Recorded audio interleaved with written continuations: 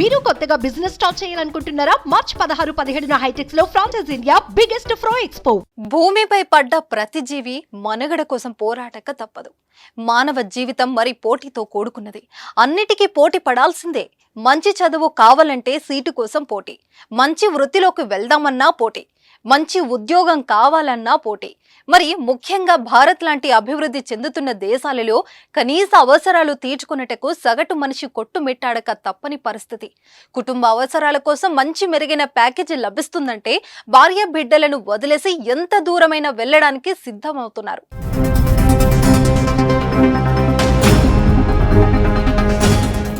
ఇదే బలహీనతనే కొందరు ఏజెంట్లు క్యాష్ చేసుకుంటున్నారు.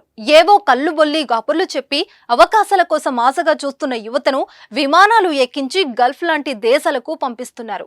తాజాగా రష్యా కూడా పంపారు. అక్కడికి వెళ్ళాక వారి బాధలు కష్టాలు వర్ణనాతీతం.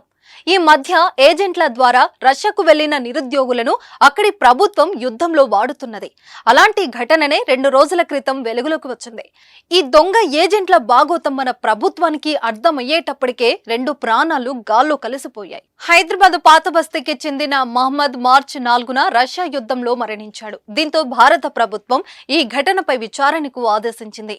సిబిఐ విచారణలో మొత్తం కన్సల్టెన్సీలకు సంబంధించిన నెట్వర్క్ బయటపడింది. రాజస్థాన్ కు చెందిన క్రిస్టినా మెహిదీన్ షిఫాలు రష్యాలో నివసిస్తున్నారు. వీరు భారతీయ యువకులను భారీ జీతాలు ఇస్తామని, చేయాల్సిన పని రష్యా సైనికులకు సహాయకులుగా ఉంటే చాలని సోషల్ మీడియాలో బాగా ప్రచారం చేస్తున్నారు. ఇంకా సీక్రెట్ గా కొంతమంది ఏజెంట్లను నియమించుకున్నారు. ఈ ఏజెంట్లు ఆర్థికంగా ఆసరా కోసం చూస్తున్న యువతను ఎంచుకొని వారికి మాయమాటలు చెప్పి నెలకు ₹1,00,000 జీతం వస్తుందని రష్యా పంపుతున్నారు. తీరా అక్కడికి వెళ్ళాక రష్యా సైన్యం వీరి పాస్పోర్ట్లు గుంజుకొని నామమాత్రపు సైనిక శిక్షణ ఇచ్చి యుద్ధంలో ముందు వరుసలో పంపుతున్నారు.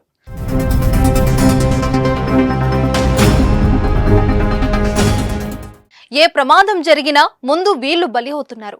ఆ రకంగా మన దేశానికి చెందిన అమాయకులు యుద్ధంలో రక్తం చిందిస్తున్నారు. దీనంతటికీ కారణం ఈ మోసపు ఏజెంట్లే. మాయమాటలు నమ్మి రష్యా సైన్యంలో సహాయక ఉద్యోగాలు చేరిన 2 భారతీయులు ఉక్రెయిన్తో జరుగుతున్న పోరులో ప్రాణాలు కోల్పారు. ఈ నేపథ్యంలో దర్యాప్తు చేపట్టిన సిబిఐ ఢిల్లీ, ముంబై, చెన్నై సహా దేశాల్లోని 13 ప్రాంతాల్లో సోదాలు నిర్వహించింది. దీంతో ప్రైవేట్ వీసా కన్సల్టింగ్ ఏజెన్సీలు దళారులపై మార్చి 6న కేసు నమోదు చేసింది. పలువురు నిందితులను అదుపులోకి తీసుకుంది. దళారుల మాటలు నమ్మి 35 మందికి పైగా భారతీయులు రష్యా వెళ్లారని సిబిఐ తెలిపింది. ఢిల్లీకి చెందిన ఓ ని స్టూడెంట్ వీసాలతో 180 మంది భారతీయులను ఇటీవల రష్యా పంపింది. ఈ అంశంపై కూడా సిబిఐ దర్యాప్తు చేస్తుంది. అవకాశాల కోసం మనం వెతుకుతున్నంత సేపు మోసగాళ్లు సిద్ధంగా ఉంటారు.